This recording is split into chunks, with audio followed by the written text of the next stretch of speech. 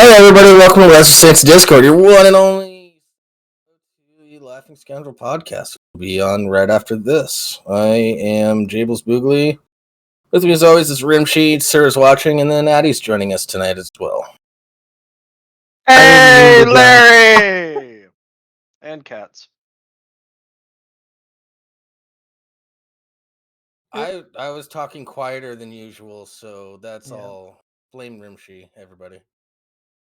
Yeah. I'm talking. Today I had a frozen burrito.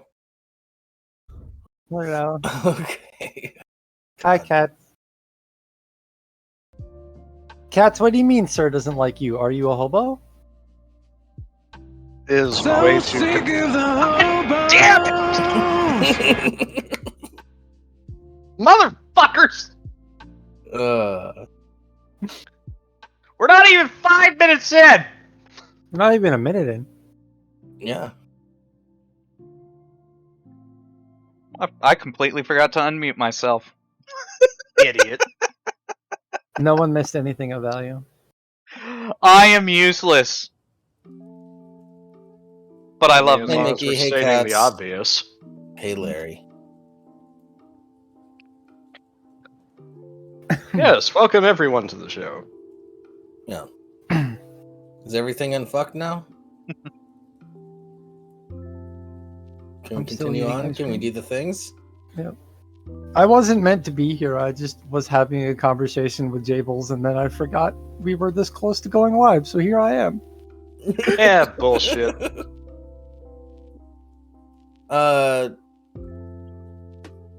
Yeah, potential movie night this weekend. Hey. Probably Oh, Sunday. way to throw Addie under the bus there, Rimshee. Wait, what? I'm talking about in chat. God damn it. Oh. I'm present in chat. I can type in chat. Yeah, also, Have you Larry's a posted sexy anything in beast. chat? No. So far, you're safe. Larry's a sexy beast, too, so, like, don't throw him under the bus. What you got against Larry, man? He's our biggest supporter. He called me a Yeah. boomer. Yeah. Back in Well, my don't day, you fucking would live never up get to away it with then. shit like that. Don't do boomer shit. You won't be called a boomer. What's a It's really that transphobe? easy. It's pretty. Hey, no, Addie, it's what's a transphobe? No, it's transphoebe. Yeah, thank you. I didn't want to say transphobe because then that'll trigger the fucking Twitch bots to come scan chat. Yeah. You just fucking said it, though! No, we can say it. I'm Different. not working with semantics today. This is America for most of us. God damn it, Question Larry. is it a trans Phoebe from Friends or a trans Phoebe Cates? I don't know 'Cause- anything about that second one. The fuck? The love interest from Gremlins? Are you kidding me? I haven't watched Gremlins since last Halloween. Oh wait, no. Yeah, it's watched been it a on while. Christmas. Watched it on Seriously, Christmas. why 'cause would it's you watch Christmas movie. Gremlins on Halloween? I mean, because Monsters. it's a monster movie. It's a Yeah. it's a dual purpose holiday film. It's set at Christmas. It's a fucking Christmas movie. I agree. It's It's a also good my movie favorite Christmas for- movie. It's a good movie for Thanksgiving, followed by Nightmare Before Christmas. Get that Yeah. midpoint movie night. Oh. Yeah, no. Phoebe Cates is the love interest of the main character in the movie, and All right, yeah, I forgot her name. She's her whole character is actually fucking hilarious, and I think the joke goes over most people's heads that watch the film, and that she's your very typical girl next door from a small town, except she's kind of like got insanity bubbling under the surface that comes to a head when she's having the discussion about her father playing Santa and dying Yeah. and getting That's trapped fucked in up. getting trapped in the chimney, and they only find him a week later because his corpse stinks. I know somebody that learned Santa wasn't real because of that scene. Yeah. Oh That's- God! Like, I'll go on record. That is still one of the darkest fucking scenes in a movie that I've ever seen. Oh yeah. It's like, it kind of comes out of nowhere too. It's just like, oh, what the fuck? Well, the scene that they cut as well, when Billy's mom fights the Christmas tree gremlin, when they started adding more jokes to the script, they actually had to dial back a lot of the horror elements, which is why it's considered such a family-friendly Christmas classic. In that scene, she was supposed to get her head cut off with a pair of hedge clippers. Damn. But they That would've been rewrote cool. it so that she throws the gremlin in the microwave. All right. I think they made That the was right still pretty choice. cool. Well, yeah, because you have all these like goofy, like japes and jokes happening, and then suddenly the main character's mom gets fucking decapitated by a Christmas tree. It's like, okay, maybe a little too heavy. Like, I'm gonna. the fucking Santa story, see, is like, even now watching the movie, it's like, whenever that scene comes up and like they move on from that, it's like, wait. Mm-hmm. How the fuck can you move on from that? Yeah, and that's part of the joke, is that it's just whiplash. They immediately go into more silly, like, fucking antics. Yeah. It's a. Where his fucking little kid is just sitting there fucking despondent. Because it's just like, what? So, I was scrolling through Twitter, and I saw that there's going to be a Velma spinoff from Scooby-Doo. It's like a show or a movie that's just about Velma. Sounds like it And should they're be a going to make- porn. They're Shut going up. to make Velma Asian. So, Why? I saw don't know. a response to that. That I kind think of... it's more racist to make the smart one Asian than Yeah. it is anything else. Yeah, It's it's a little... kind of fucking tone deaf, actually. But then again, this is Hollywood. But... Well, you know, you could always make Shaggy black. That sounds pretty racist too. Well, here's the thing. I have no problem with characters being, like, changed around in what I consider inconsequential things. Like, Thor became a woman in the comics at some point, and Spider-Man is now a, like a mixed-race person of color. But that's That's fucking rad. That's with fine. Spider-Man, that wasn't. It was a new character. It wasn't Peter Parker. Yeah. I mean, still, It was Miles It's Morales. Miles Morales. I know. And in the but, like, case still, of the female Thor, it's like, that was going back to like old lore of the comics where just like picking up the hammer grants the powers and he wasn't a character Yeah. unto himself. yeah, but If it makes sense within the comic, Oh, and Yeah. it's not done purely for ideological reasons. Well, I mean, it can be done with ideological reasons in mind, but if it's done well, that's not going to matter. I hate when the momentum of my point gets cut off at the fucking knees like this. I'm sorry. Ah, God. Okay. So I saw. So no. Let me go back to what I was fucking saying. God damn it. Okay. Fictional characters, I think, don't have to be set in stone. Unless it's like a one-off piece of fiction that's like very near and dear to people. If it's something enduring, like even the fucking Simpsons, I think, should not be considered sacred.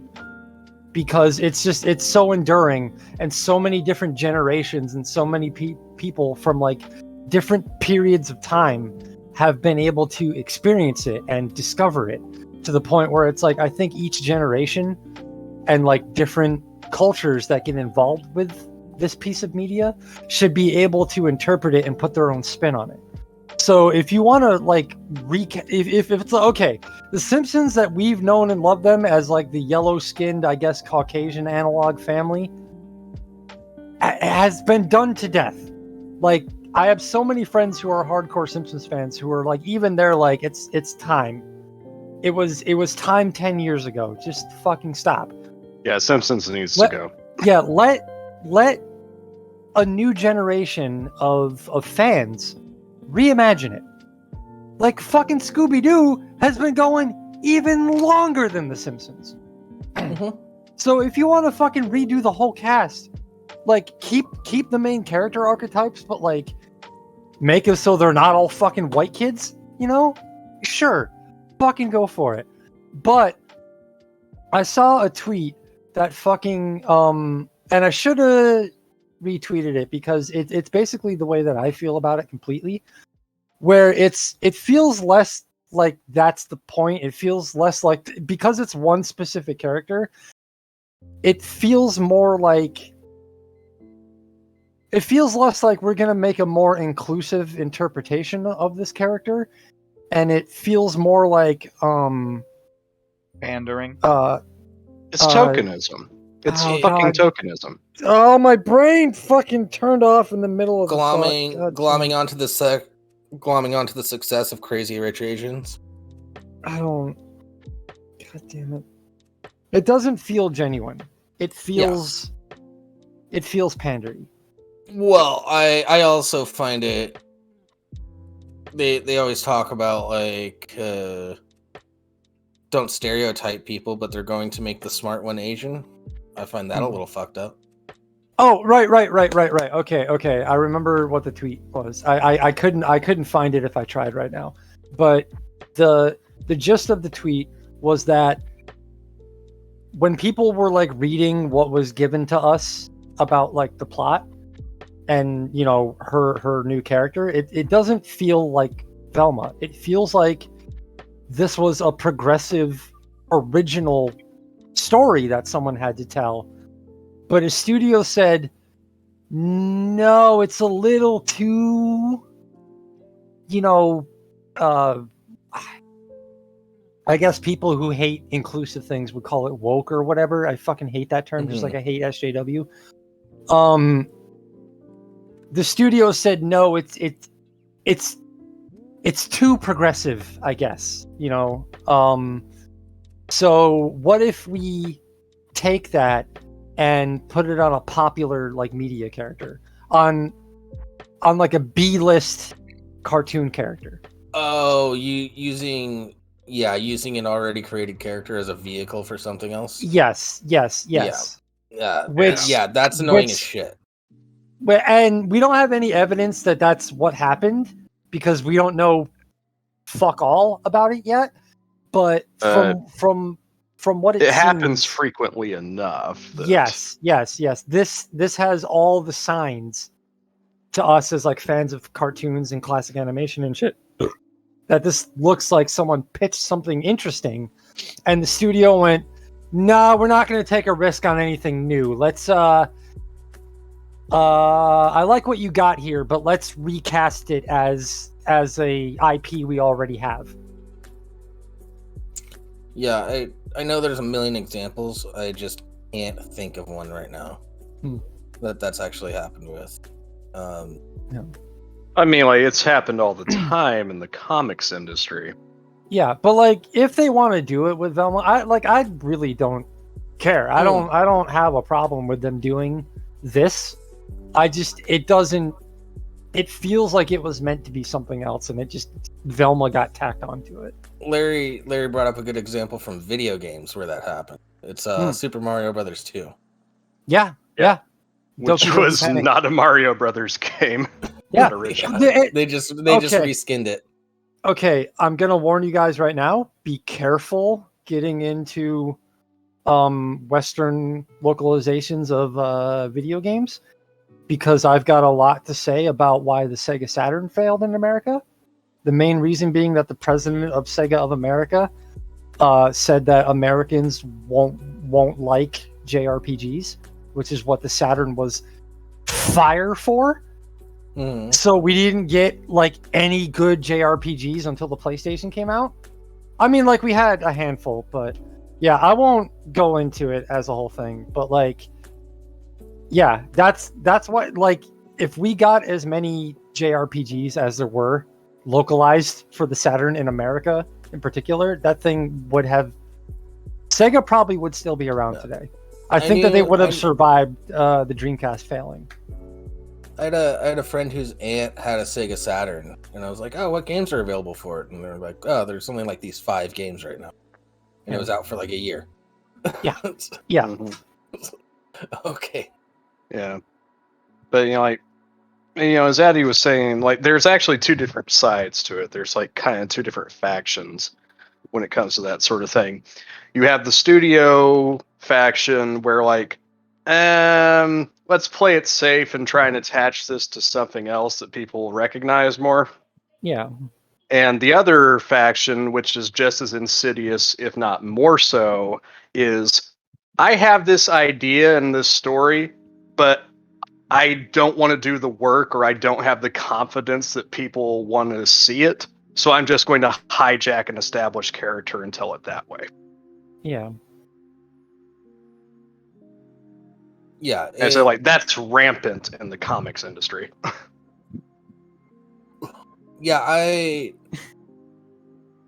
maybe that's why we don't get anything original anymore, is because everything original, they just glom something else onto it, so that it will quote unquote sell. And it destroys what they're trying to make sure, what they're using to try and make sure it sells. It's corporations that are too focused on money, and it's creators that don't have the self-confidence to actually try and make their own idea succeed. Yeah. People aren't willing to take risks anymore. Yeah. Well, no, I think they're more open to taking risks now because of Deadpool. Like, risks have been a little higher in the charts. Well, maybe a bit, but like, it's not an industry Not enough. change yet. Honestly, Not enough. I think I agree, not enough, but it was enough to, especially after the pandemic and how badly that affected the entertainment industry in general. Yeah. And maybe I'm being a bit optimistic here, but I'm thinking that, like, these, vanity projects, or like these, sort of like, let's attach something to something else because maybe that'll sell. One of the most egregious examples being fucking Paul Feig's Ghostbusters. Yeah. I think that shit we might start to see a stop to, because considering how badly things went for them during last year, if they're not convinced that, like, something's going to print money, they're not going to fucking green flag it at this point.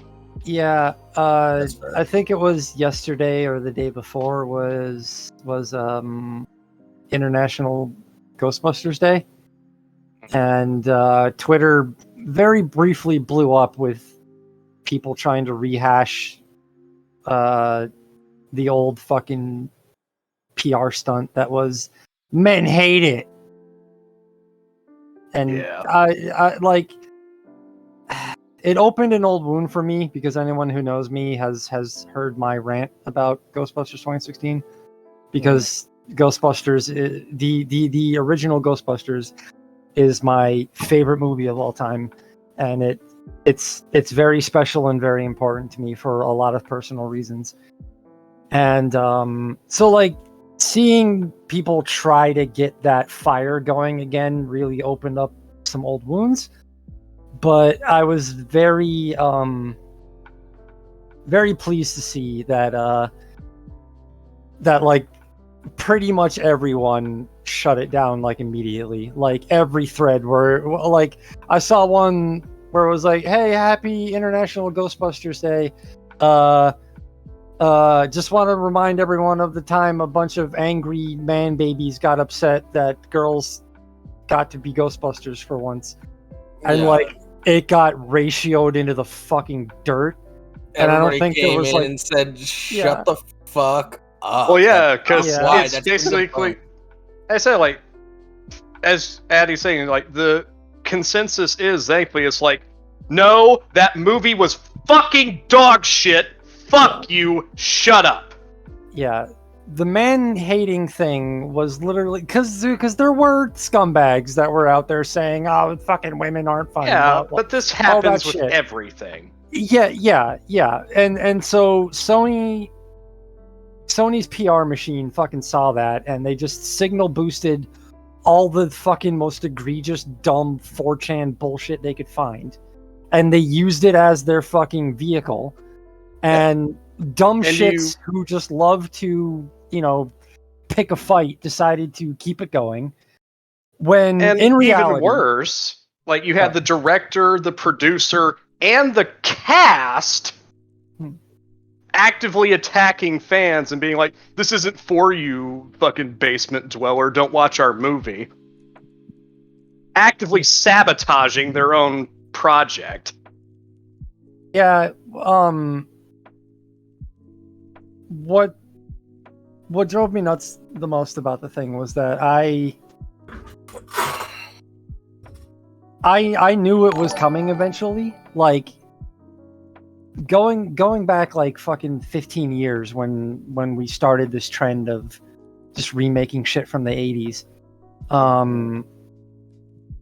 I knew it was only a matter of time because they were going for all the big IPs like RoboCop and like all that shit. Like, well, all the big 80s, like IPs that people like remember. Like RoboCop wasn't a box office smash or anything like that, but like it Yeah, but the you say RoboCop and people are like, yeah, like I remember that. So and I agree, Larry. The RoboCop remake was good. It wasn't great, but it was good. Yeah, but the reason why the original RoboCop worked was because it was the time and place for RoboCop. Yeah. So I knew that the clock was ticking for my beloved Ghostbusters. I knew that the Hollywood remake machine was eventually going to secure the rights because I knew Dan Aykroyd had been trying to get it going forever, but the linchpin holding everything back from a horrible remake being made was Harold Ramis, because they had an agreement that unless all 4 mainline cast agreed, they would not do another movie. And when Harold Ramis died, I'm sorry, I like the guy's work too, but that scumbag Dan Aykroyd could not sell the rights fast enough. Yeah. Yeah, well, he also sells a shitty vodka claiming that it's filtered through Mercumer Diamond, which aren't diamonds.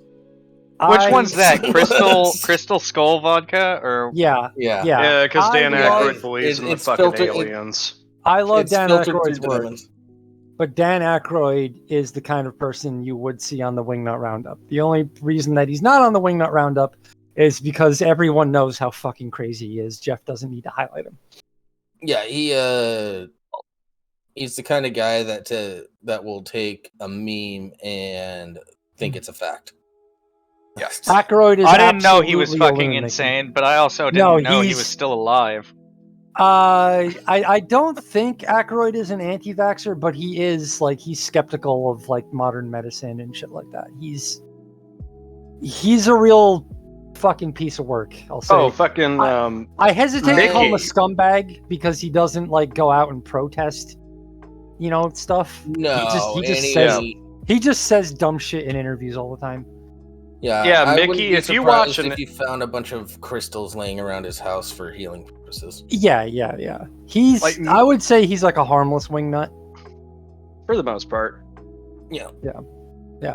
But Mickey, I remember a fucking interview that he was doing where he was talking with a guy talking about how the aliens are never going to visit us now after, he was talking about 9/11. He's like, they see us break our toys and it's like, oh, we don't want to deal with these fuckers. And it's like, Dan, what the fuck are you on about? Oh my god. Wait, was that when he was on Joe Rogan? Does anybody remember that? No, this was pre-Joe Rogan. Okay. Yeah, he just says crazy shit in interviews. He doesn't really push any of his nonsense anywhere else. I think that's why people don't really go hard on him. I don't think he's dangerous, but he is fucking out there. Yeah. But that's perfectly fine. People can be fucking out there all they want. Yeah. As long as they're not turning the frogs gay or some shit. I don't know. Yeah. Comparing him to like other batshit celebrities, he's not as bad as fucking Gwyneth Paltrow. Yeah, Exactly. I dislike Dan Aykroyd because of what he did with the Ghostbusters franchise. I don't like, and because he stabbed his late friend in the back, like before Harold Ramis's body was even cold. Yeah, did Bill Before Murray it hit sign the off on ground. that? Bill Murray was bullied into it. Bill Murray did not want to do it. He did not want to be in this movie. Also, reminder that Bill Murray also sucks. Bill Murray is a shitty person. He's a fucking asshole. He's always hated Ghostbusters. And that I don't dislike him because he doesn't like my favorite movie that he was in. But like, he's never been a fan. Like, he never took Ghostbusters seriously, even when it was like the height, like at the height of its popularity in the late 80s. Like, he doesn't have time for the fans. Like, if you catch him at a panel and you ask him a question about Ghostbusters, he'll fucking sigh and roll his eyes.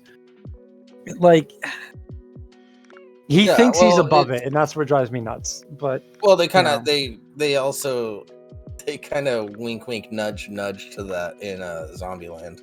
Yeah, it's like, you're the only actual people I've seen in quite a while. So yeah. So that's the only reason why he entertained him. Yeah, I love, like, again, like I said about Aykroyd, I love Bill Murray's work.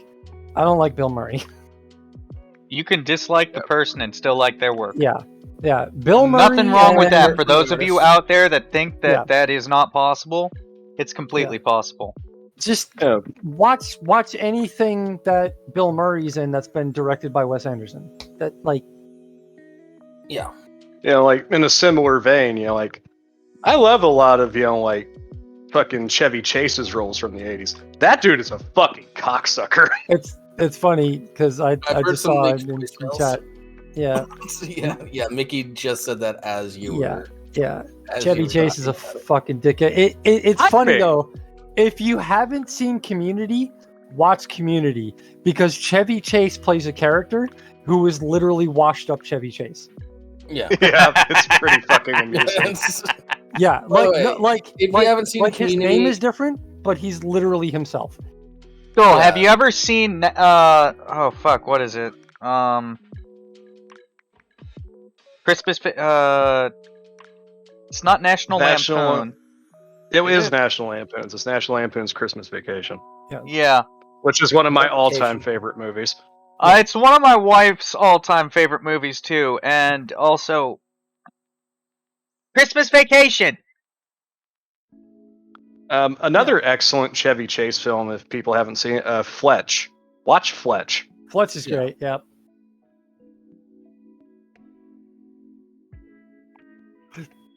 Like, if you liked Beverly Hills Cop, you'll like Fletch. I can one-up Fletch. Oh, I'm sure you can.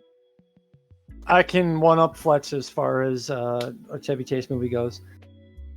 Because it's a package deal with two other great comedians. Oh, I know where you're going. What is it? Three Amigos. Yeah. Okay. Fucking Steve Martin. I think You mean I'm the not looking it up on IMDb. I think it's Steve Martin is a great one of those actors who's just the stuff he does is great.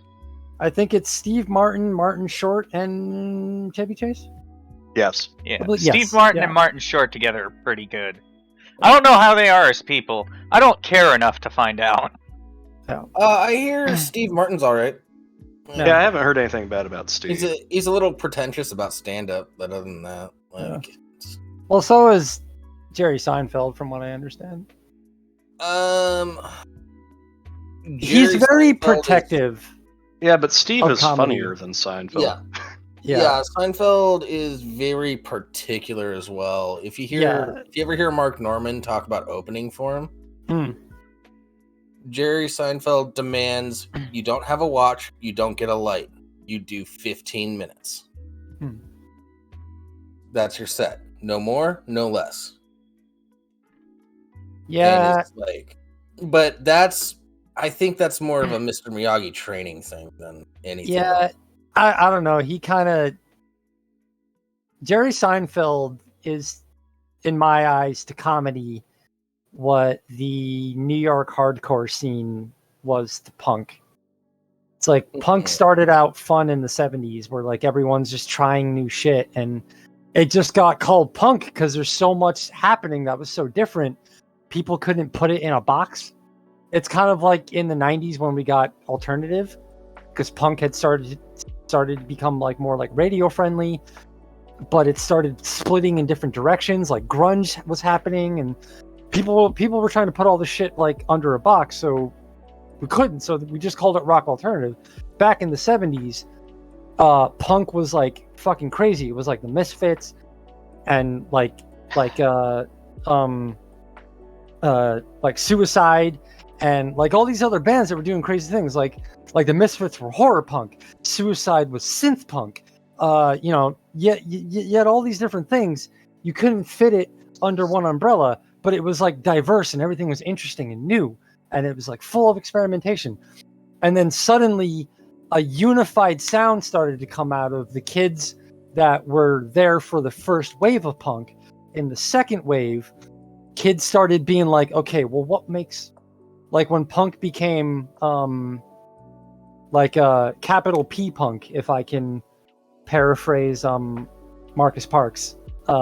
Great podcast, No Dogs in Space, by the way. You should listen to it if you like music, particularly punk. The whole first season's about punk.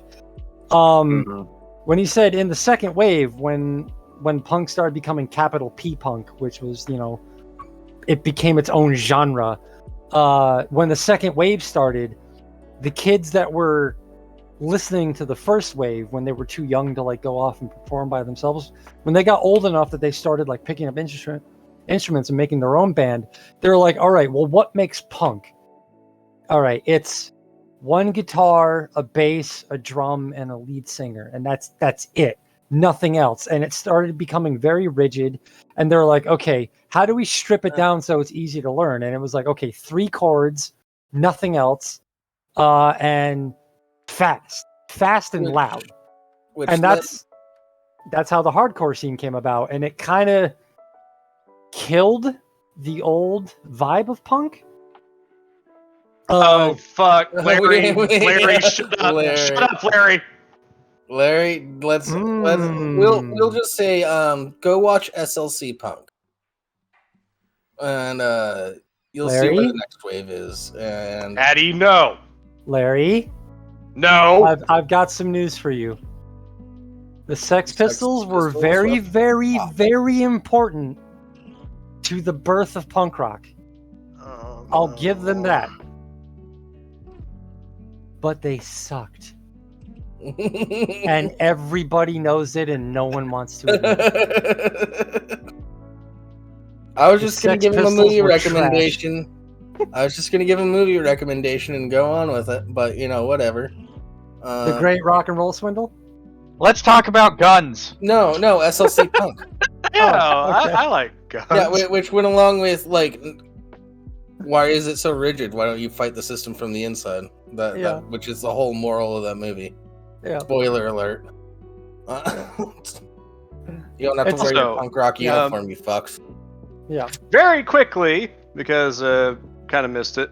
Dina resubscribed 14 months. Thank you, Dina. And Nikki Vicky gifted a tier 1 sub to Hero Kitty. Yes. So thank you, Mickey. Thank you, Dina. There's got to be better things to do with $5 than give it to an aging tranny bitching about music no one listens to anymore. Well, that's very true. But they haven't chosen one of those because they're giving it to 2 or 3 assholes. Yeah. Technically 2 assholes. I don't take any cuts. Okay. All right. Well, I just got a request from Nick. I'm more than happy to do that. No. Talk about ska. God damn it, we'll be here all night. I don't want to go down that rabbit hole. Nope. The suburban pop punk with horns. Yeah. Well, hold the fuck on. Hold the fuck on. God damn it. What you're thinking of is third wave, like like mass media ska. All right, and that was a flash in the pan, but I still love it. I still love it. I do too. Real Big Fish is great. We may have to change the title of this show to "Ranting About Music with Addie." Is Sublime Larry, stop. No, Larry, I'm gonna punch you in the face now. Well, I would not consider Sublime ska. Look, Sublime, I don't have an opinion on Bill Murray either way. Most of us don't. But if you look into his history, the dude's an asshole. Yeah. It's got nothing to do with his work. He's just an asshole, though. Yeah, so Sublime is reggae beach punk. Yeah. And Born from the same roots, but I wouldn't call it ska. It's closer to dub than ska. Yeah. I'm not even a music guy, and I know that. Yeah. But credit where it's due. I will give Sublime that it's kind of its own thing. Yeah. I wouldn't want to try to shoehorn it into a box. There's no one else that really sounds like Sublime. I mean, 311 kind of, but they're more fast and radio friendly. And I think it's a testament that like people still care about Sublime. When you say 311, most people don't remember who the fuck that is. All right. Also, the last thing I'll ask on the subject of ska, what kind of ska? Because ska is a very broad spectrum. And what it is now is not what it started as. And Chad is wild tonight, man. Yeah. I think it's clear that I need to shut the fuck up and just start my own like music podcast. Yeah, go for it. But why? Because No Dogs in Space is just everything I would talk about, but better. And no speech impediments. Well, you'll also quit after 3 months. That's being optimistic. Yeah, that's giving me a lot of credit. I'm very fickle. Yeah. You'll never do it perfect enough for you. Fickle and easily distracted. Yeah. You'll forget to record at one time and you'll just be talking about, wait, I should have done that on the podcast. Oh, shit, that's right. I haven't released a podcast in 3 weeks. See, Larry, there's something that we kind of agree on. Madness is a fantastic ska band. Yeah. Though trying to explain why Madness is ska, we'd be here all night.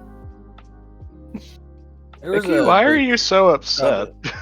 There was a great ska band in Spokane called 10 Minutes Down. Yep. They didn't get anywhere, but yeah, because there's no audience for ska, so there is. It's just it's small enough. It's too small for them to have gotten anywhere. That was my point. Hold up. Skull, are you flirting? Because it was when I was a teenager, so like the late aughts is when they were around. Yeah. Ska, I think, is... Larry, you're not like Keemstar. You're not that detestable. I love you, Larry. Chill out. Also, Larry, you're not getting us famous, so... Yeah. You're not doing your job! Ska is both blessed and cursed, I would say. Ska is what happens when you both get your cake and eat it too.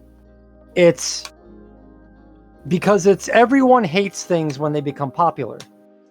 And they say it's not fun anymore. Okay, so ska was flash in the pan as far as like the mainstream goes.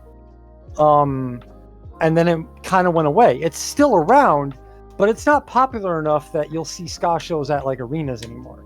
Unless you get a bunch of ska bands together on a big ticket, like the Big Orange Bash that happens every 5 years in my town, where it's like Real Big Fish, Less Than Jake, the Boss Tones, all that stuff.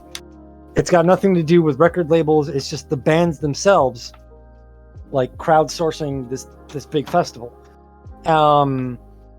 Other than that, it's the fans getting what they want, but not realizing that means that the bands they love don't really get to go anywhere. Ska is At home, when it's in a small venue, you know, with like a bar and, you know, like a dance hall kind of setup, Ska, you know, there's a couple ska bands that show up to. There's a guy that throws parties on the river, near where I live. He has like 2 bonfire pits, and he turns his deck into a stage. And there's a couple ska bands that come every time. yeah. And that's a great scenario for it, where it's just BYOB. Everybody's just getting drunk. There might be a keg there. I don't know that ska invented the circle pit. I think hardcore would probably make more sense. I don't know who started it, but that sounds more like a hardcore thing. Ska started skanking, and it started skanking circles, which I love. Yeah. Where you clear a spot in the middle of the dance floor, and you're all facing each other in a circle, and you skank from one side to the other. Yeah. And sometimes, you know, one Rudy skanks across the circle, and another Rudy skanks across the circle, and they meet in the middle, and they skank together. I've also seen skanking in a circle around a mosh pit. That's pretty dope. Yeah. I really like hardcore music, especially, you know, being a New Yorker. We had a huge punk and hardcore scene in my area throughout the decades. But I've only been to 2 hardcore shows, and I don't think I'll ever go to any more. See, like, ska shows are fun because everyone like gets in the pit and they start, you know, skanking, which is, you know, like you look at the floor and you start, you know, like throwing your arms and legs around, and you're just getting this energy out, you know. It's not violent, like you're not like throwing hands at somebody, but, you know, like you're just, it's free form, it's got its own thing. There are moves you can do that everyone knows, but it's skanking. If you don't know what it is, just like look it up on YouTube. Punk shows are great because you got people who pogo, they jump up and down, they jump up on the stage, they crowd surf and all that shit. That's a lot of fun. Hardcore shows, no one in that crowd is your enemy. You know, it's not like someone's just starting a fight. But the thing to do at hardcore shows is you just punch and kick the shit out of each other. The double windmill classic. Yeah, you just start punching whoever's next to you.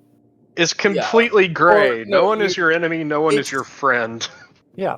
It's not necessarily you punch them. You are just punching. Yeah. You are just punching and kicking. It doesn't necessarily mean that you are punching somebody. Somebody might be close and get punched. Yeah. That's going to happen. But Well, the show I went to at the Chance, I went for the Misfits, because I always catch the Misfits when they're in town. They're one of my favorite punk bands. They're Jersey boys, but they come up here a lot. The other headliner, it was a double headliner because my local venue, the Chance Theater, is a bar dance hall set up downstairs, and what used to be another venue upstairs called the Loft, and then the owner of the Chance just bought the Loft. It's still called the Loft, but it's considered part of the Chance now. And I was very irritated that both of these shows went on at the same time because I didn't want to have to pick between the two, but I ended up going back and forth during the sets. It was the Misfits and the Cro-Mags.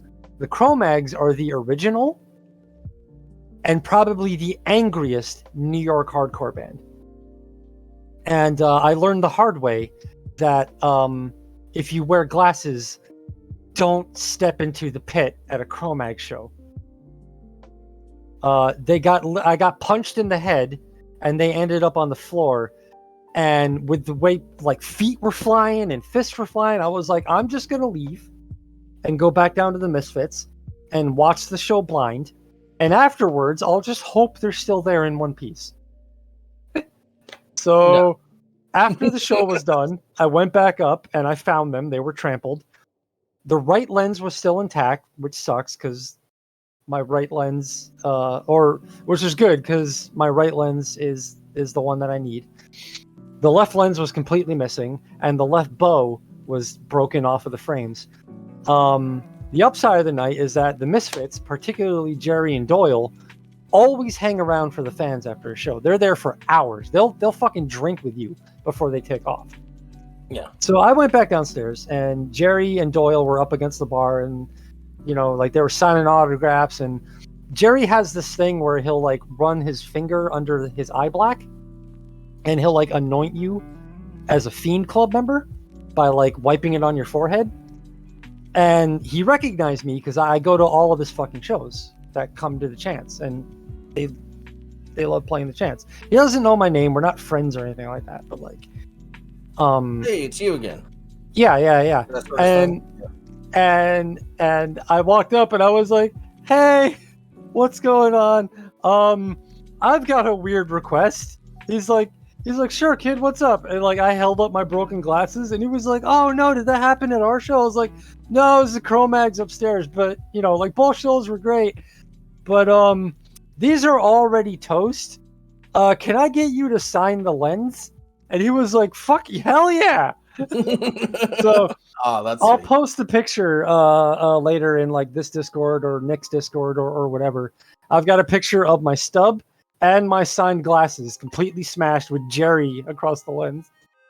It's great. And I had to drive home like that because I thought I brought my spare glasses and they were not in the car. So I had to drive home almost completely blind with Sharpie scribbled over one eye. That's fucking great. Yeah. The love of the show, man. Yep. Anyway, that's enough about. Yeah, Creeping in on the 50-minute mark now. I could do this all night. Oh, Doyle is enormous, Skull. Doyle's like pushing 7 feet. The guy's a monster. He is like over 7 feet when he wears his like big like platform shoes. Also, Larry earlier, like most violent show he's ever been to, Rage Against the Machine. I'd believe that. Yeah. I mean, okay, yeah. For a bunch of rich kids that don't mean anything they sing about, yeah, I guess they put on a pretty hard show. Yeah, my 2 favorite shows that I've ever been to were the first concert I ever went to was Flogging Molly.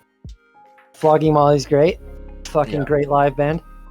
Yeah, that was, for some reason, the more drunk they got, they were better. I don't know how that worked. It's Irish. Yeah, any Irish punk band like Flogging Molly and fucking Dropkick Murphys, the drunker they get, the better they play. Yeah, Probably because they were that drunk when they composed it originally. It was that was a great show for your first concert at 13. And then second favorite one was I saw Monomarth. Okay, yeah. Yeah, and they did a whole stage performance on top of it. They were having sword fights on stage, and they had a fire-breathing dragon and shit like that. I got crowd surfed a few times. That was fucking cool. You want to go to a wild show, catch the Aquabats. They have like kaiju battles and shit. Yeah, but the funniest thing about metalheads, if you fall in the mosh pit, 5 people are picking you up immediately. Oh yeah. Every time I've been to a metal show, it's happened every fucking time.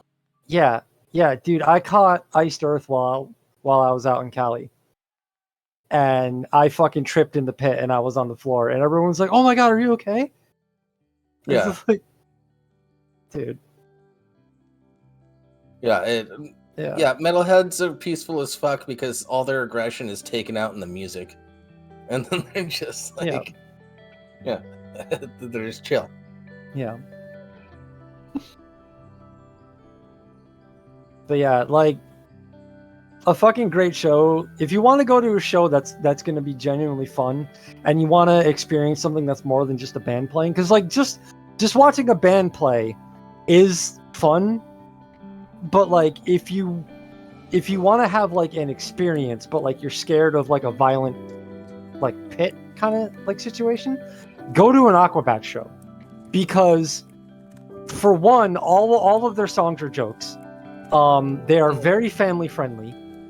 They are all ages shows. You'll basically be watching a live performance of the Power Rangers. You'll watch it's like Ultraman, and they have like kaiju fights, and people in like monster costumes come out and attack the band. They do skits, so it's like watching like SNL live. Sounds like a lot of fun.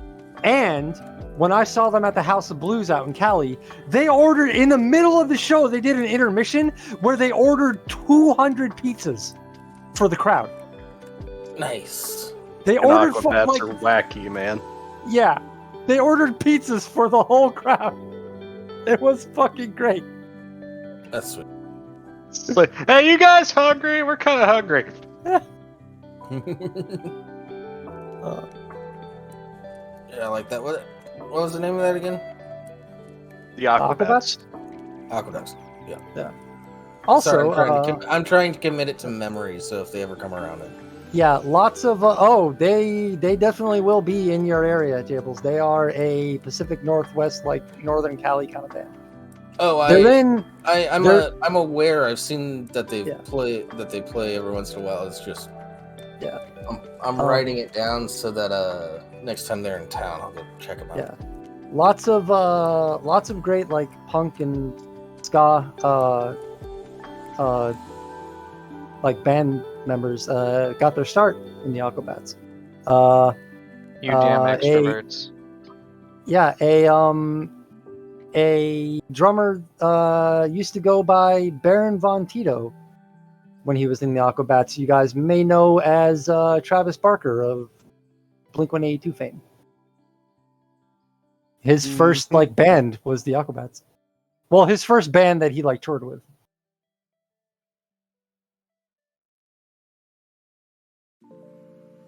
I'm sorry, I've just completely hijacked this whole show. Oh no, that's fine. Not surprised. Trying to find that. Yeah, I found that concert poster that you had. What one? Yeah, where it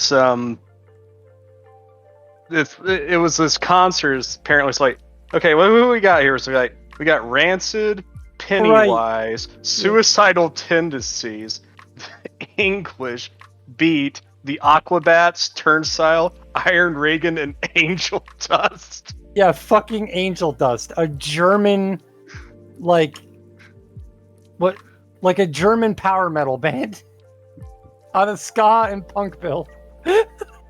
Also, that's a hell of a lineup. Yeah, I would have fucking killed to be at that show. Imagine, especially like if Angel Dust goes on immediately after the Aquabats. Yeah. In case you guys don't know Angel Dust, look up a song called Bleed by Angel Dust. Great fucking track.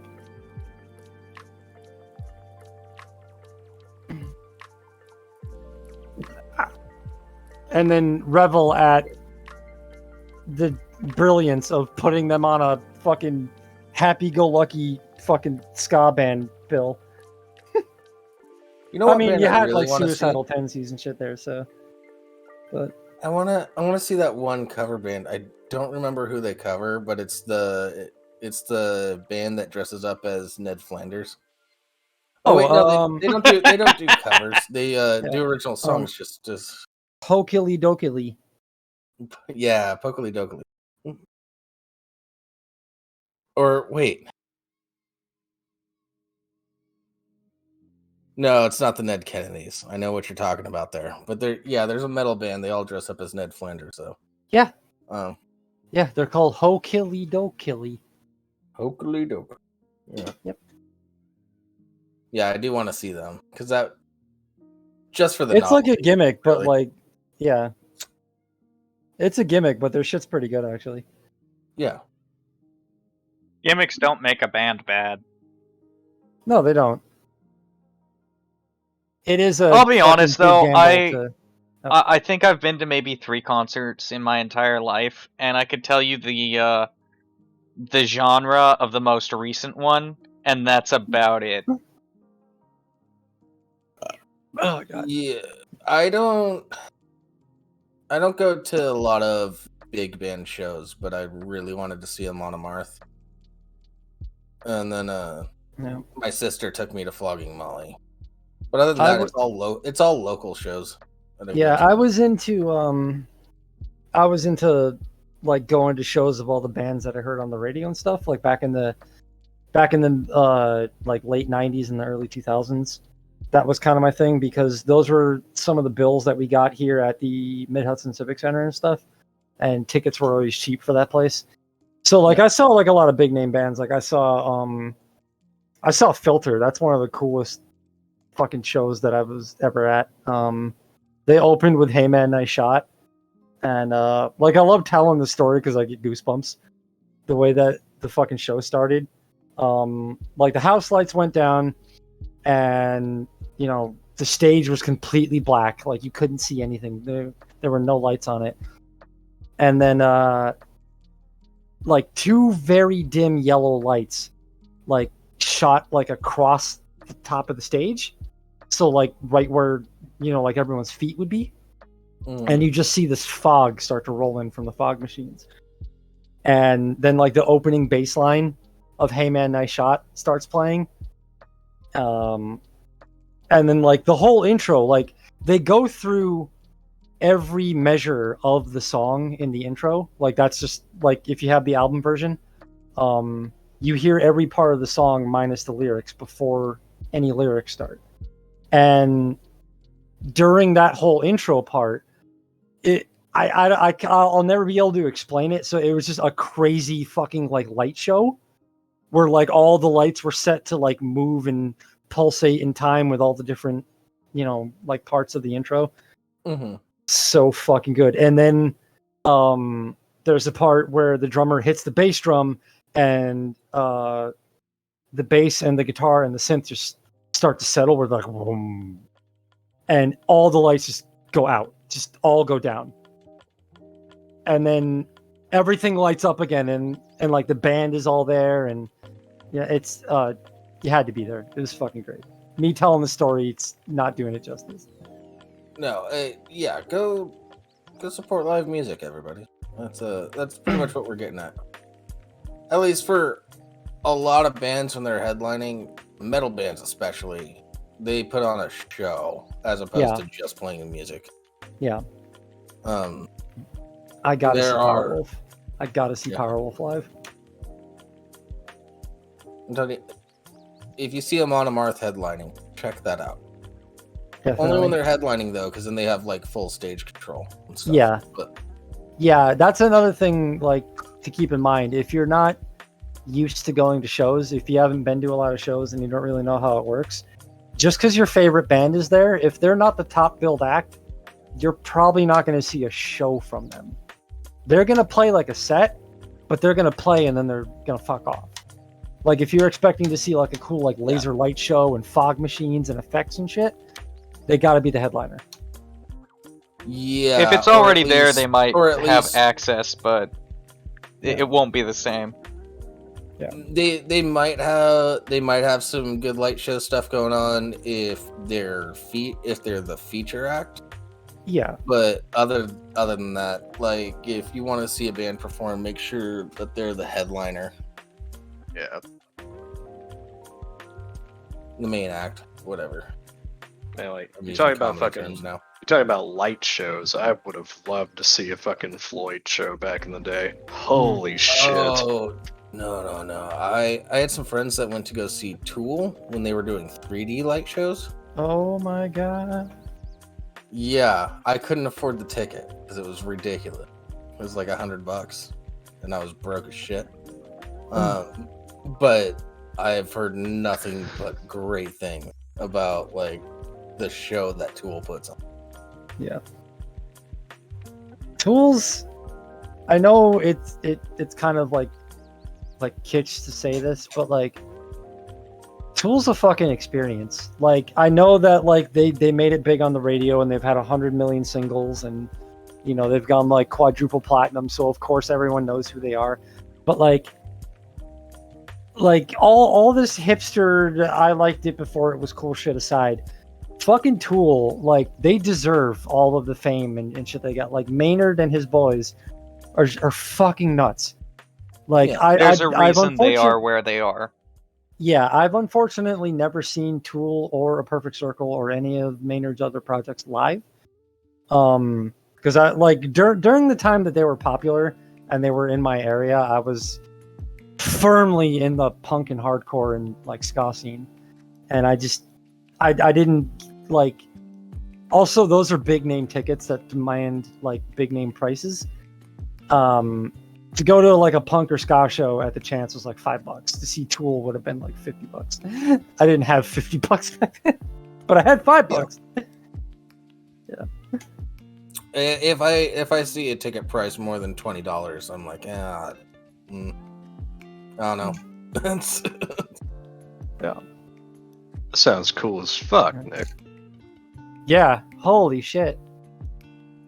I don't know what version I like better, Tool or A Perfect Circle, but I will say Merde Nam is my favorite Maynard album front to back. Like, I like every track on that album. I can't say that about any Tool album. I like Tool more for the attitude that they had. Like Maynard was like, yeah, I'm not writing any music for Tool right now, so we're not releasing an album. Fuck you guys. Oh, Like, oh God, Nick, are you kidding? Fucking Pussifer's fucking amazing. Fuck yeah, Pussifer. while we're also praising people that do multiple bands, Dave Grohl, what a guy. Yeah. I've got no Again. problems with Dave. Yeah. Again, I bring it up all the time whenever someone brings up Dave Grohl. Look up his project he had back in the like mid to late 2000s called Probot. He did a track with Lemmy called Shake Your Blood. It'll blow your fucking mind. I also love that to this day he's just like, yeah, if I knew Foo Fighters was gonna get big, I would have chosen a better name. Yeah. Yeah, because he thought no one would take them seriously because they were just like the remnants of Nirvana. Mm-hmm. You know, like people were gonna think that they were just trying to hold on to the fame. Yeah. And he thought that like the fans would actually turn on them for doing that. Yeah. Even though Foo Fighters is absolutely their own musical style, completely distinct. Yeah, yeah. And I'm not just saying this to be contrarian, but I'm sorry, but Foo Fighters is a way better band. Like, Yeah, I don't know. can't I don't know really if this is a disagree hot. with that. I don't know. if this is a- Nirvana had its place. It Yeah, had I'm its not- time, but Yeah. there were better acts even Yeah. at the time. Yeah. Nirvana was a movement. Yes. Foo Fighters is a band. Nirvana brought punk to the mainstream, and it's what kickstarted the alternative movement because like grunge also split off of that as well, and we got all the great '90s alternative bands, which I'm very grateful for.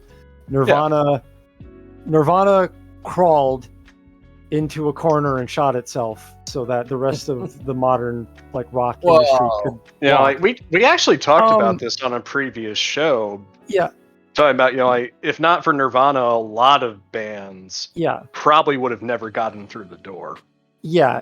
I don't want to sound like I don't appreciate Nirvana. I do appreciate Nirvana. What I'm trying to say is that I love how this Nirvana. episode is just shitting on everything Larry loves.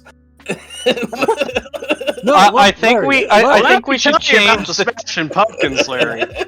I think we should change the title to "Shitting on Everything Larry Loves." Well, Yeah. At this point, we're not getting to that article. Let's just shit on everything Larry loves. Let me finish this fucking thought about Nirvana. Fucking fight you on the Rush thing, Nick. Fuck off.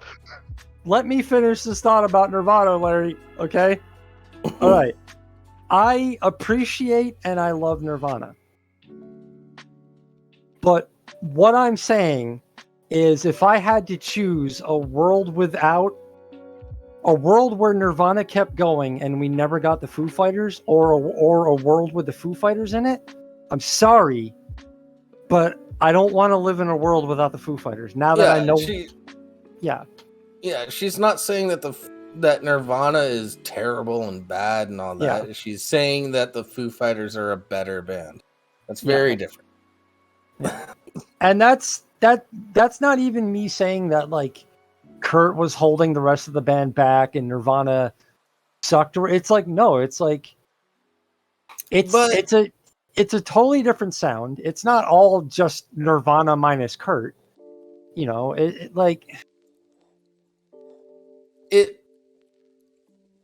and the other thing is, I don't know, I'd like to peek into a world where Kurt Cobain wasn't shot by somebody else.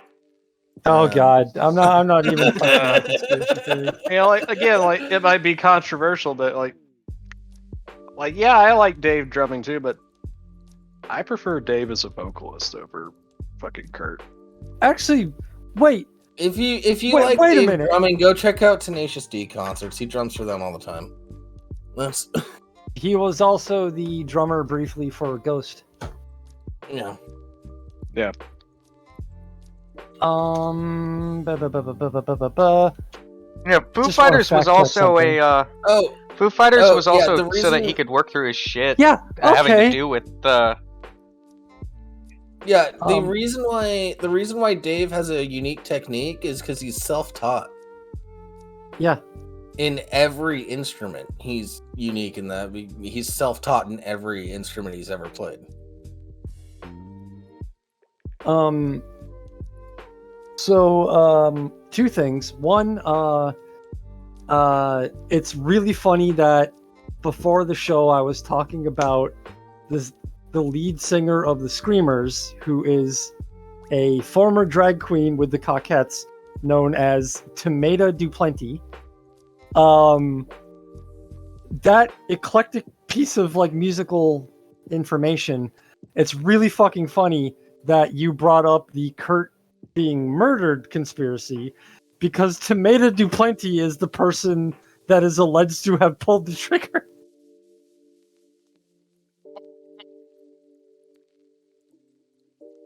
Holy Wasn't shit. it at the behest of Courtney Love or some shit like that? Yeah. It's all fucking bullshit. I've seen several documentaries. I am not convinced that Kurt did not kill himself. I've seen several documentaries that the Sex Pistols are why punk was so enduring. Yeah. They don't know what they're fucking talking about, and they didn't do a shred of research. Yeah, yeah, that's a dumb statement in and of itself. I'd rather making several documentaries about it. Yeah. Oh God, do not bring up fucking BetterHelp. BetterHelp stayed quiet for a long fucking time, and now it's risen from the fucking ashes as a phoenix to be a sponsor for every fucking podcast. It's annoying as fuck. Yeah. Also, Yeah, especially the fact that they're not sponsoring this one. Yeah. Yeah, where's our fucking money? Yeah, I'm fucking mentally unstable as hell. Come on. Hook me up. I think they did do a restructuring though. Don't quote me on that. Yeah. I heard something about that. I haven't really looked into it, but I no longer promote BetterHelp. Well, yeah, didn't like I used Philly to. D, Philly D was like a huge mouthpiece for like tearing them down when the first shit happened, and Yeah. I think they've been a sponsor for him a few times in the last couple months. They were, and he dropped them, and then and he's like they will not sponsor me or because I won't let them. Yeah, I can't get a fucking read on that dude. I can't tell if I like him or hate him. Yeah. He seems fake as fuck, but then I really trust. He's just throwing out the news. I like. He's throwing out the news as someone else has written. Depending on what he's talking about, he does clearly have a bias at times. Yeah, which I can respect. But he always mentions when it's his bias. Yeah. Well, he tries to. you got to keep in mind that this is a lot of this is I'm news trying, that someone Mickey. else has kind of written I'm trying for him to Mickey. read off, and he kind of riffs off of it a little bit. The person we're talking about, because the chat is asking who the fuck are you talking about? Philip DeFranco. Yeah. I like to think I've got a pretty good radar for telling who's fake and who's pulling an act. And my fakeometer is through the charts with Philly D, but at the same time, I really trust the judgment of my boys Gus and Eddie. And they've hung out with him multiple times, and they seem to love the guy. So I don't know. I think doing the show, because remember when he was SXy Phil? I It's never not sexy, it's SXy. caught. Yeah, like I know of it because you talked about it and because other people had talked about it, but like I didn't pay attention to him back during that. Yeah, that was like in watching his show 2010 or back. some shit, right? The reason why your fakeometer is going off is because back then he used to do like booty of the week and things like that. Yeah, And yeah, so he was like like a fuckboy. he's withholding himself. That's why your fakeometer is going off. Like there's Gotcha. things that he wants to say, but he knows that he shouldn't on this show because it's gotten so. Okay. That's why your That might be fakeometer is it. going off. All Because right, he is well, being you know, fake, but with a purpose. Yeah, it's for a reason, because he doesn't want to just start screaming at a camera again. Yeah. Well, That's it's also like I don't know, like the whole I'll punch you in the throat thing. It's kind of cringe, but I also can't tell if he knows it's cringe and that's the joke. I don't.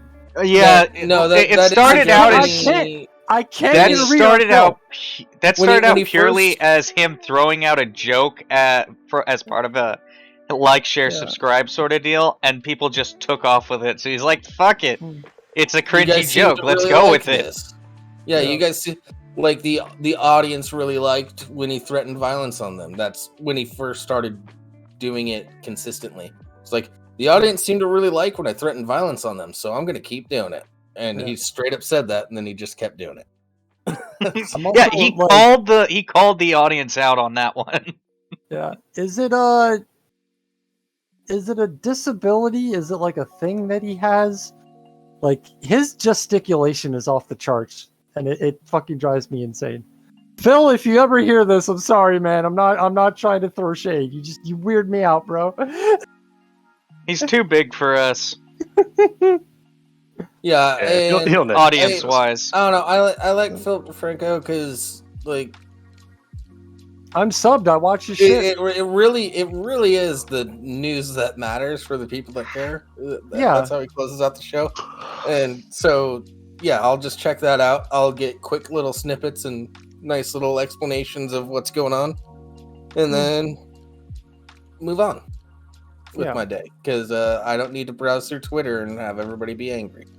He also doesn't do like all of his research, so you got to keep in mind that he does have other people working for him doing research, so there may be stuff that's not as researched as it should be, but he does do what he can. He's not going to get everything the right. last few months, there's a lot of at this time we don't know about language. Yeah. Yeah. I mean, yeah, fair enough. There's also the fact that there's certain topics there is an obvious bias, but it's not really something that the person writing the script for that specific story realizes there's a bias for. No, and it's not like a Fox News or CNN bias. So there's no intentional bias, but you can tell sometimes that there is a bias there. Larry's asking us to read the dono because we're cowards, apparently. What? He just wants us to talk about how something sucks or whatever. It's fun. Something he loves. Read that. I'm not even logged into that right now. Well, he paid money. Yeah. Yeah, Jables. Okay. Sorry, I need to I need to go through like a 5-step process to log into that. I'm sorry I forgot to do that at the beginning of the show. My fucking bad. Well, Larry, you'll hear about it first thing next week. No. Hold on. I got it. Give me a minute. This show's really gone downhill since Addie stopped hanging around so much. Oh, yeah. Wait, who said that? Larry Kubiak donated $50. Since y'all like talk shit on everything I hold dear, take my money and say it loud. Tool is kind of boring sometimes. Yeah. I mean, I'm not gonna yeah, disagree with you on that. Yeah, like I literally said that earlier when I was like, I like Tool and APC about the same amount, but Merde Nam being an APC album, I love from track 1 to the final track, and I can listen to it on repeat. There's not a single Tool album where I'm not like, okay, I gotta skip this one. Okay, I gotta or I gotta fast forward like 2 minutes or 3 minutes. Yeah, because like as dope as those solos can be, sometimes they get repetitive and they go on way too long. Yeah, Yeah. with Okay, Tool, guys. what's really good is Yeah. most of their music videos. Fucking mind fucks half of them. Okay, so Well, yeah, and who here- as a live show, they are performers. So like, Yeah. who here would agree with this statement? Because this is a thought that I just had. Would you say that Tool is kind of like our generation's Grateful Dead? Where it's like, if you're high as fuck and you're just chilling in a beanbag chair, and like Maynard starts going on a fucking crazy ass 10-minute solo, you just kind of start traveling through space.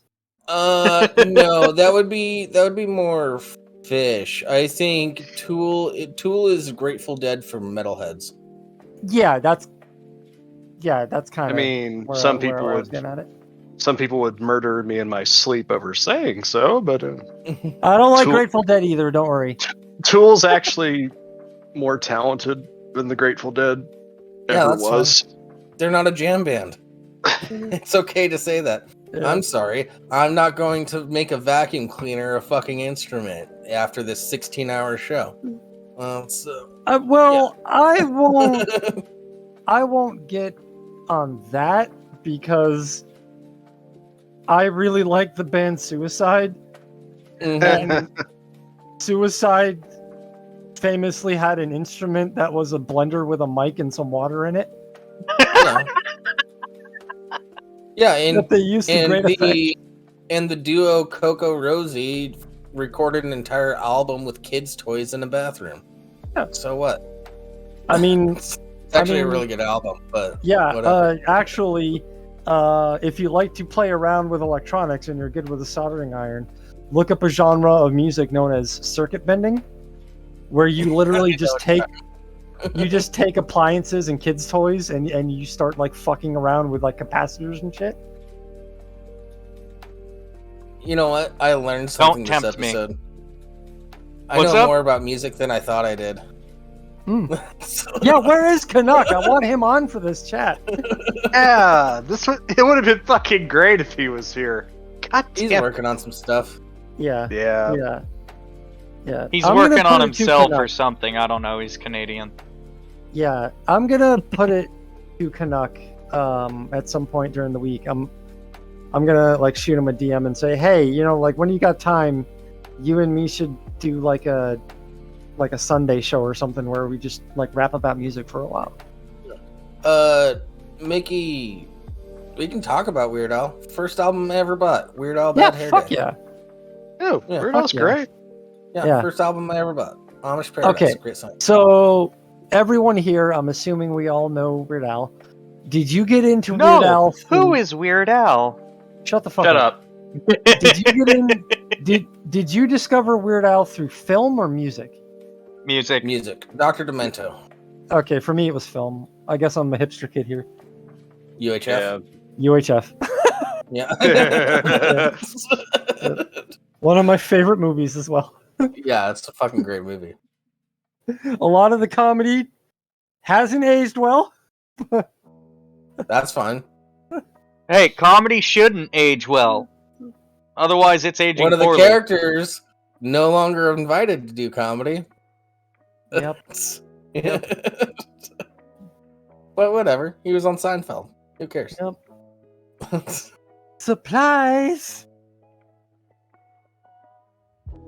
Yeah, another one rides the bus. Yep. That's a decent one. I had this VHS that I found at a yard sale of Weird Al music videos, greatest hits of the 90s. Used to watch it all the fucking time. It had Smells Like Nirvana, I Lost on Jeopardy, Fat. The saga begins. I love that. Hold on, we got a few minutes left. Hey, Larry, what's something else you love that we can shit all over? Oh my god. Have we Look, changed the okay. title yet? All right, Yeah. look, yeah, I just- shitting on everything Larry loves. I just want to clear the air real quick. Episode number 169. I am Well, aware. I still have that VHS tape too. It's it's in the box over there.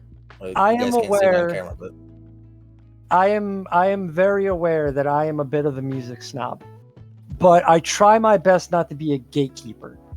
If you say I really like the Sex Pistols, I'm not going to dress you down and say you're a fucking idiot and you don't know good punk or whatever that, because you might like the Sex Pistols and also like a lot of way better bands, maybe some shit that I haven't even heard of. So I'm not going to sit here and be like, if you like the Sex Pistols, then you're not a real punk. I'll never gatekeep. But if you mention something and I have an opinion of it, and I'm like on a podcast, I'm gonna give you my unsolicited opinion of it. But if we're just hanging out at a show or like in your living room and you mention liking a thing that I don't like, I'm not going to be that dick that ruins the mood by going on a fucking 2-hour tirade about how the Sex Pistols were literally the first boy band. Yeah, she'll be Okay, too busy so- blowing you. Larry They were a wants- punk rock. boy Larry band. They weren't- likes The Last of the Mohicans, and he thinks I won't Yeah. shit on Native Americans. I will have you know, I grew up in a school that the population of my school was like 55% white, 42% Native American, and then one black kid.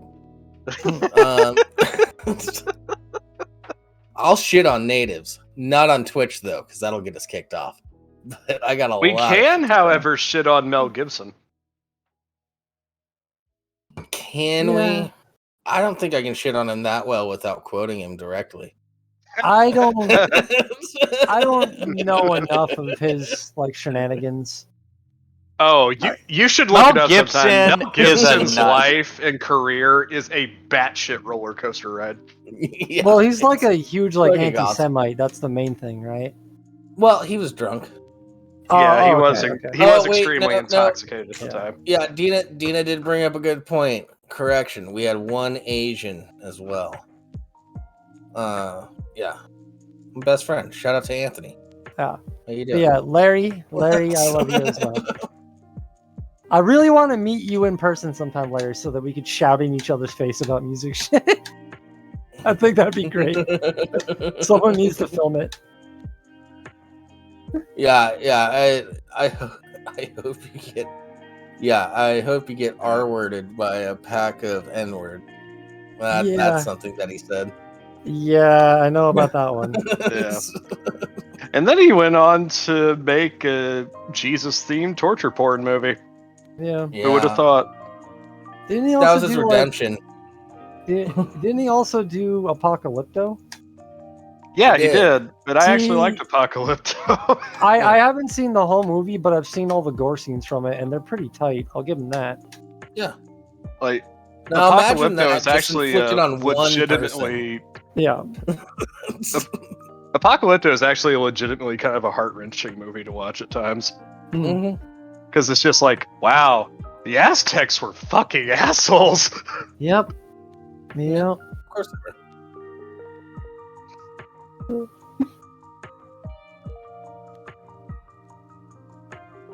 Nah, I can't shit on Lethal Weapon. Yeah, no, I won't. I won't No. do shit on Lethal Weapon. Yeah. In fact, John LaJoie,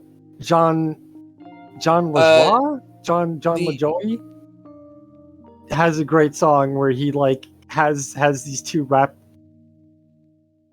characters that fucking one's MC Lethal Weapon 1, 2, and 3, and he's going on like defending why it's better as a trilogy. And then they have another dude come on to rap battle him called MC Lethal Weapon 4. Yeah. Pleading the case why 4 deserves more respect. Yeah, So good. Lethal Weapon 4 does deserve more respect. I don't disagree. It does. It was good. I think it's totally different from the trilogy, but it's still great. The only thing I can possibly think of to even remotely shit on Lethal Weapon about is I don't think shoving your arm against a wall real fast is a good way to pop your shoulder back in place. That's I've got about it. way more criticisms of the movie than that, but there's the "I'm too old for this shit" line, but whatever. That was just a running joke. More than anything, unless my memory is incorrect, doesn't he not say that line when he's trapped on the fucking toilet? That would have been the perfect time. I don't think he says it there. That would have been fucking hilarious if he did. Yeah. I don't remember. That would have been like a dad joke A-bomb. Yeah. you just won. You're the dad of dads. Yeah. Like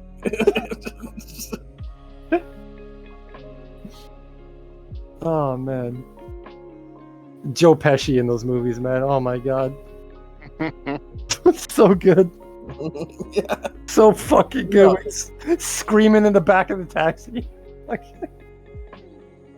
Man, we need to have after we do your movie night next weekend, the following weekend, we need to do like a Lethal Weapon movie night. Oh, that would be great. I'm down for that. Yeah. Just watch all 4 back to back to back. Yeah, shit. We should mention my thing real quick. Or maybe not, because Nick is live. We have time. He waits. Oh, We got a little bit of time. Oh, okay. Yeah. So would you say Sunday, Jables? Yeah. What time are you thinking? I'm free all day, so whenever. Whenever's good for you. 2 Pacific, 5 Eastern.